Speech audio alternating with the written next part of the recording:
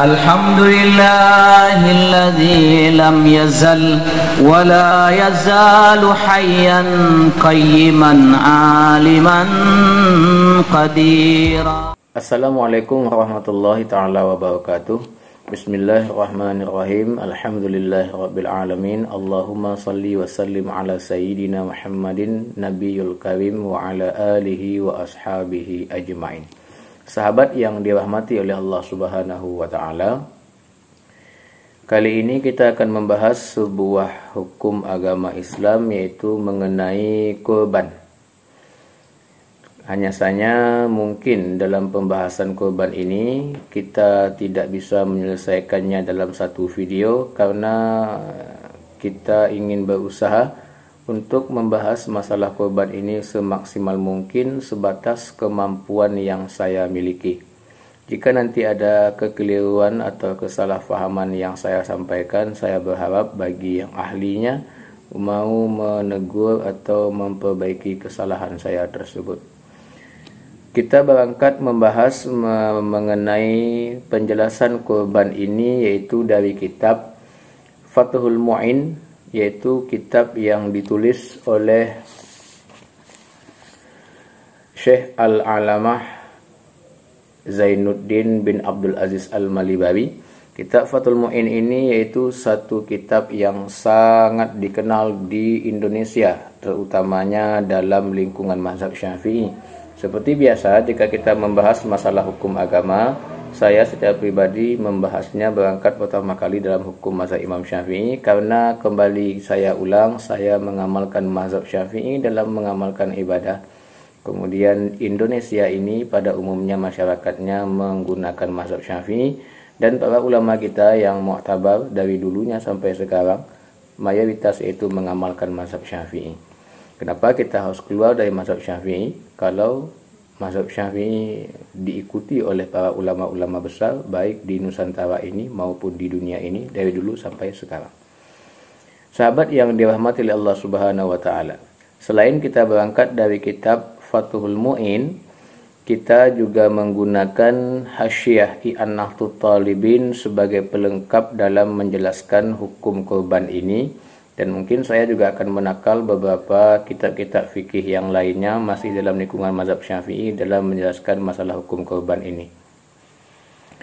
Bismillahirrahmanirrahim. Bagi sahabat yang santri atau biasa belajar kitab, mungkin sudah sangat kenal dengan kitab Fathul Mu'in atau literatur kitab. Yang saya sedikit saya jelaskan bagi kawan-kawan atau sahabat yang kurang paham dengan kitab. Mungkin hal ini bisa sedikit membantu rasa penasaran kita. Nah, kitab ini yaitu kitab I'anatul Talibin, jilid yang kedua yang kita pakai. I'anatul Talibin ini yaitu ada 4 jilid pada umumnya. Nah, yang di dalam ini ada 2. Mohon maaf jika kurang jelas. Nah, ada 2, ada yang bagian di dalam dan ada bagian yang di luar.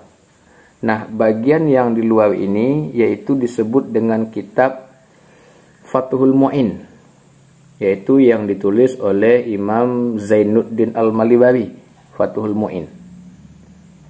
Kemudian kitab Fathul Mu'in ini yang aslinya ini. Nah, ini aslinya Fathul Mu'in. Dia tipis, hanya sampai halaman yang ada pada saya ini, cetakan sampai halaman 152 yang ada pada saya cetakan halaman. Ini aslinya kitab Fathul Mu'in yang hanya 152 halaman. Nah, kalau di sini ini dia.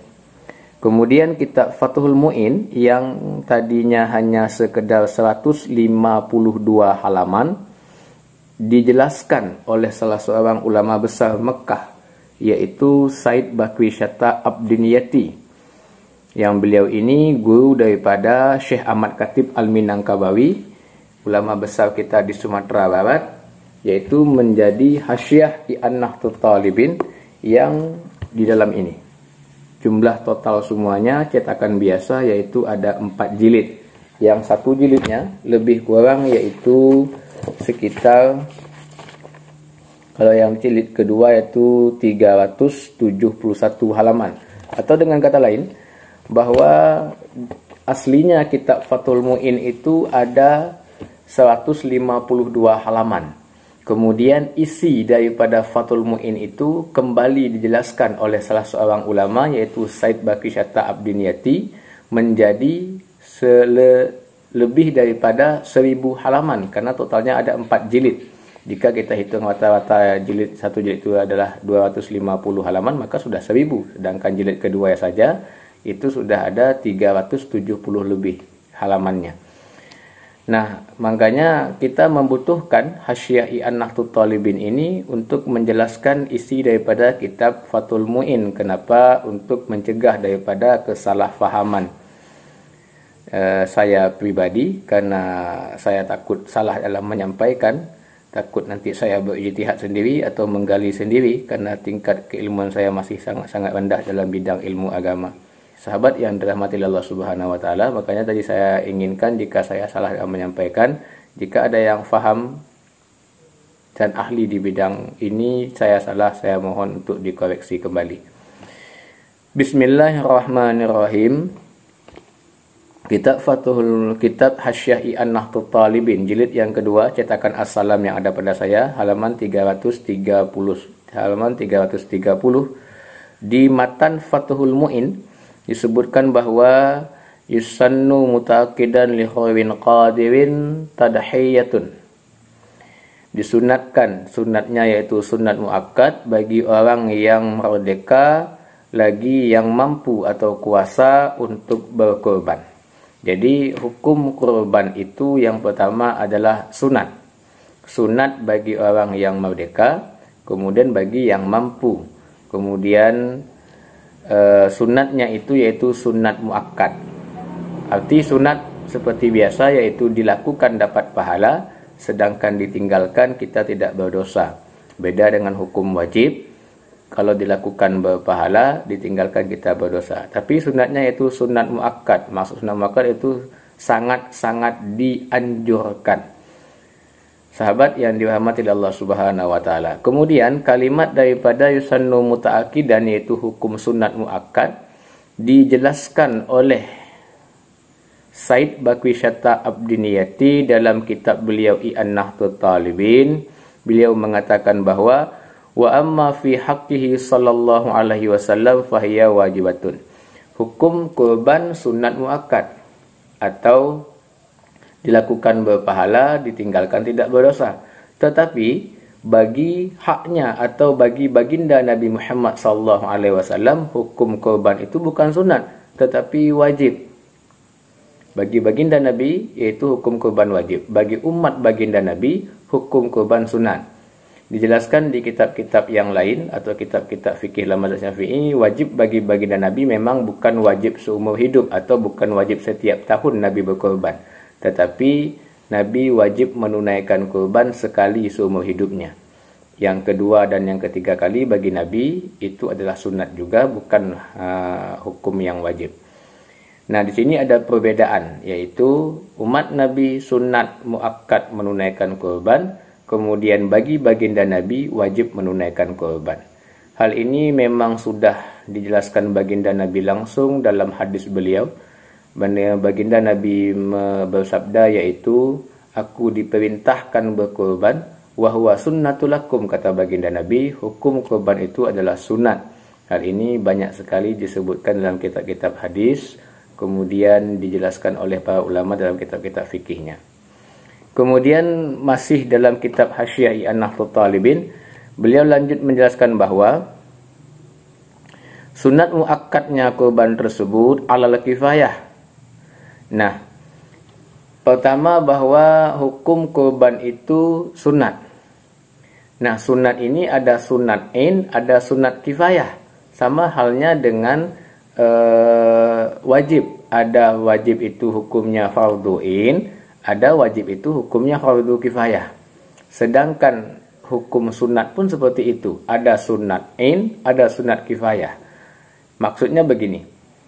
Hukum sunat ain berarti dianjurkan untuk dilakukan oleh setiap individu. Fardu in berarti diwajibkan untuk dilakukan oleh setiap individu atau setiap umat Islam yang mencukupi syarat. Sedangkan sunat kifayah atau fardu kifayah, sunat kifayah dianjurkan untuk semua individu yang mencukupi syarat dalam hukum tersebut, tetapi apabila dilakukan oleh satu orang atau sebahagian orang perbuatan itu, maka yang lainnya terbebas daripada tuntutan. Kita ambil contoh misalnya mengenai hukum solat jenazah. Hukum solat jenazah itu adalah fardu kifayah. Awalnya dituntut untuk semuanya itu melakukannya solat jenazah. Tetapi setelah dilakukan oleh sebahagian orang saja, misalnya ada 10 orang, kemudian hanya 2 orang atau 1 orang saja yang menunaikan solat solat jenazah tersebut, maka yang lainnya tidak dituntut kembali. Tidak tuntut, maka dia tidak mendapat dosa karena meninggalkan perbuatan tersebut. Nah, sama halnya dengan kurban. Kurban ini hukumnya adalah sunat kifayah. Arti sunat kifayah awalnya yaitu dituntut bagi keseluruhannya, tetapi apabila dilakukan oleh sebahagian orang, maka tuntutan tersebut telah gugur. Penjelasan lebih rincinya kemudian dijelaskan oleh Said Baqi Syatta Abdiniyati dalam kitab I'annah beliau. Maka jikalau dilakukan kurban oleh salah seorang min ahli baiti, oleh salah seorang daripada ahli bait, maka memadalah daripada mereka, sekalipun sunat bagi tiap-tiap daripada mereka. Maka jika ditinggalkan kurban bagi tiap-tiap mereka, hukumnya makruh. Hal ini jika berbilang-bilang ahli bait, wa illa, dan jika tidak berbilang-bilang ahli bait, maka hukumnya sunatin. Nah, hukum kurban sunat kifayah. Jikalau, jadi hitungan sunat kifayahnya bukan seluruh umat Islam di dunia, bukan hitungannya ini adalah seluruh umat Islam yang ada dalam satu kampung, tetapi yaitu daripada ahli bait.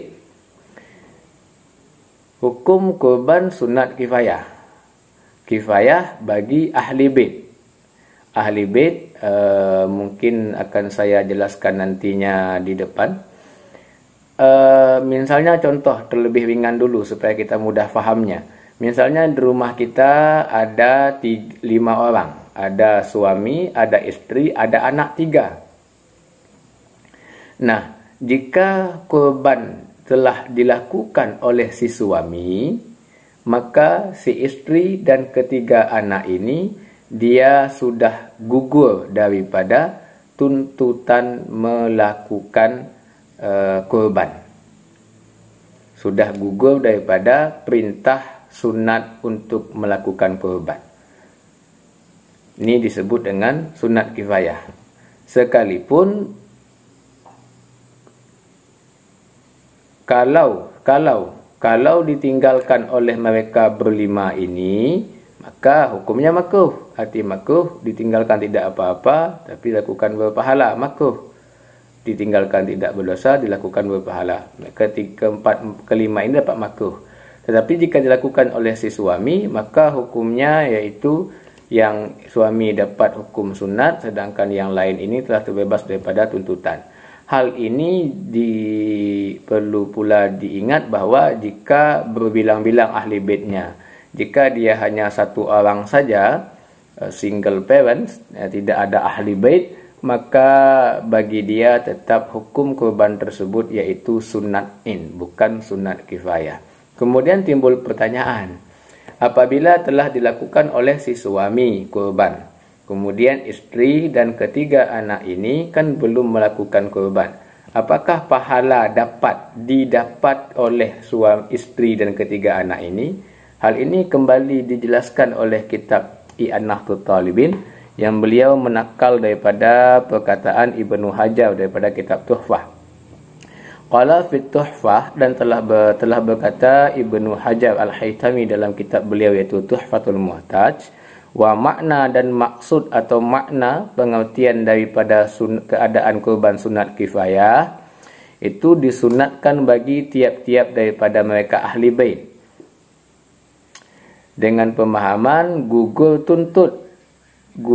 tuntut dengan perbuatan yang lain.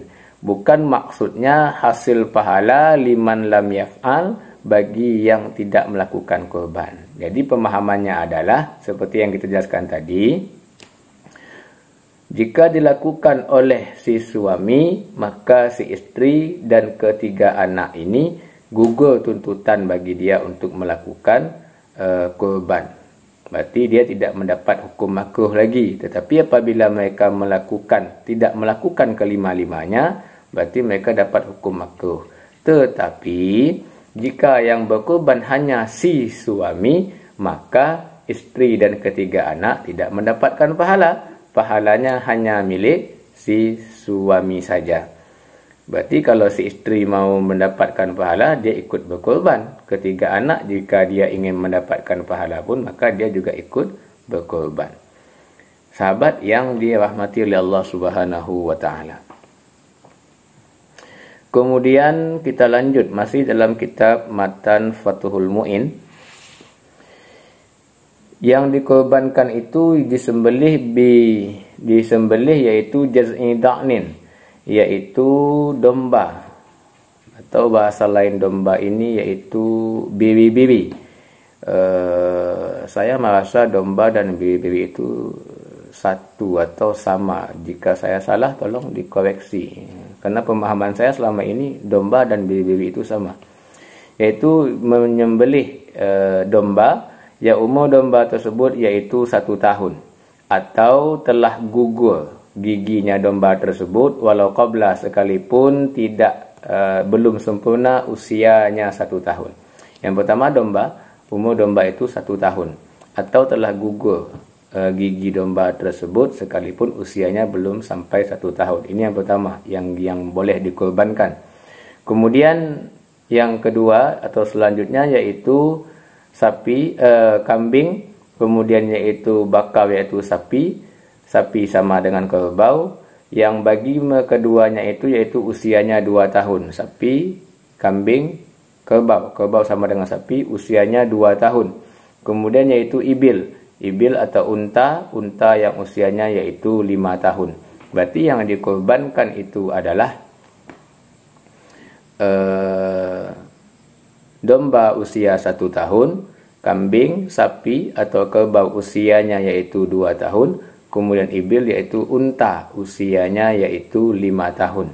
Ini yang jumhur ulama yang menyatakan yaitu hukum yang boleh dikorbankan hanya 5 jenis ini saja.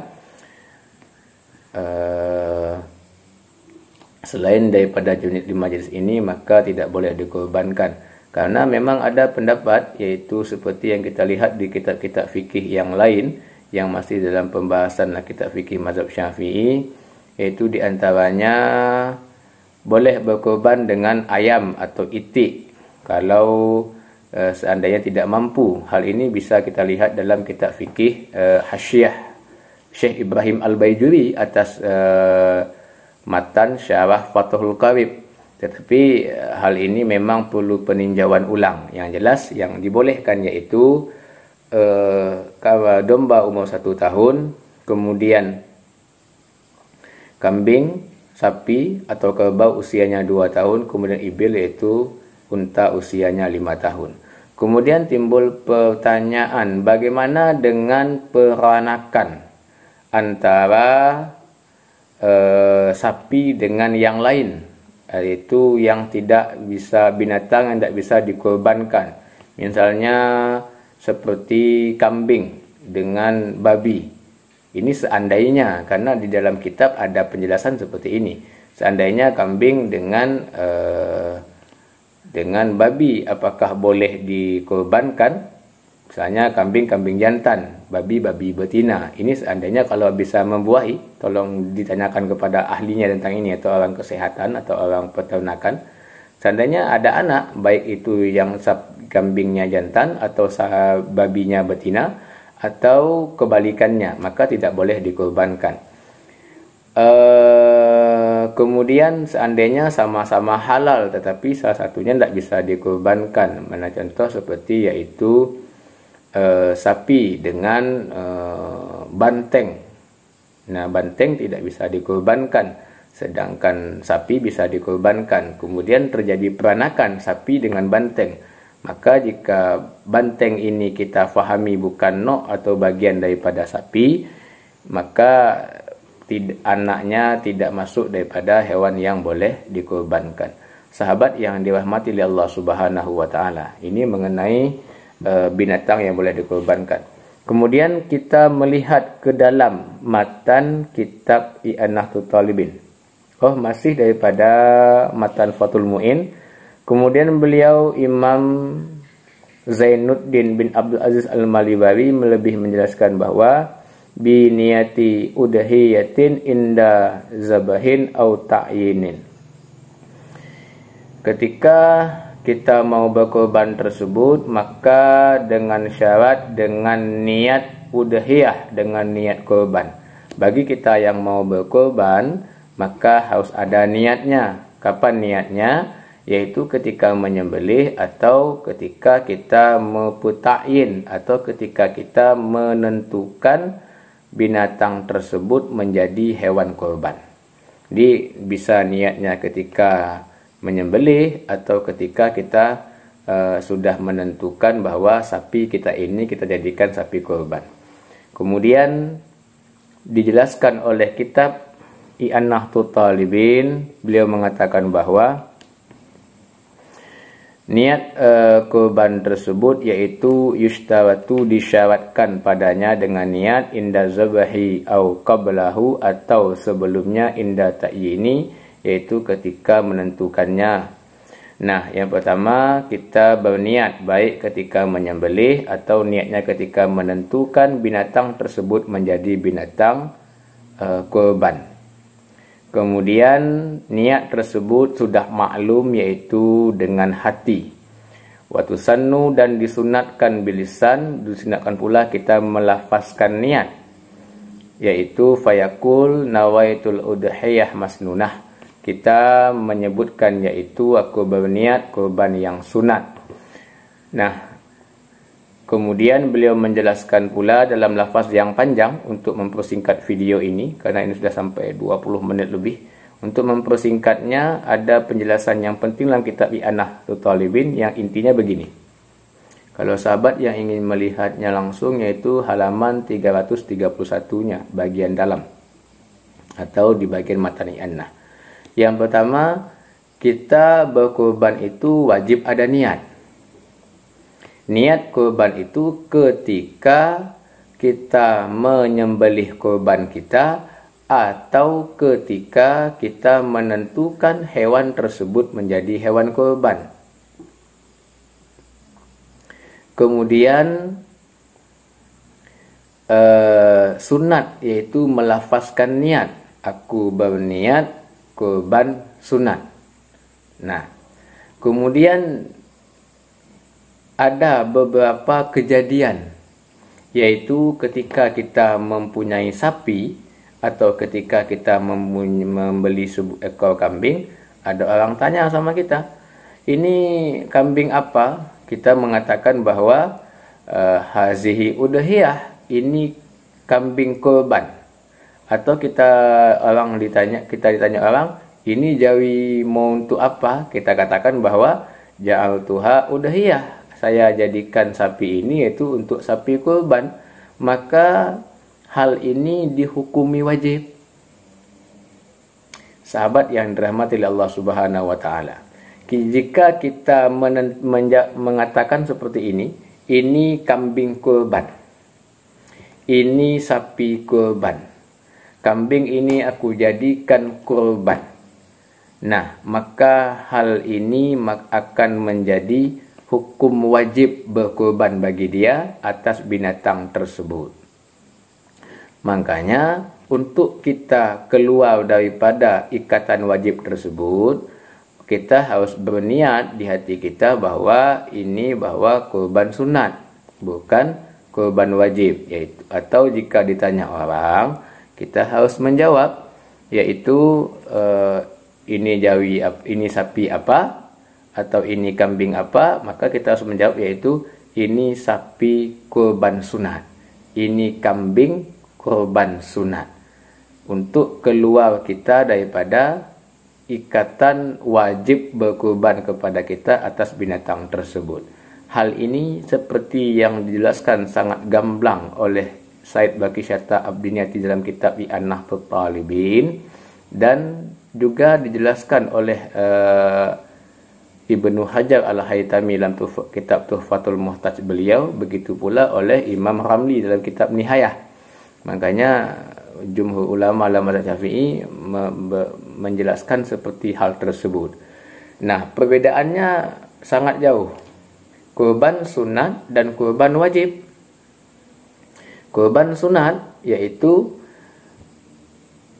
boleh kita memakan dagingnya, dan boleh ahli waris kita memakan dagingnya, dan boleh pula diberikan kepada orang miskin, dan boleh pula diberikan kepada orang kaya.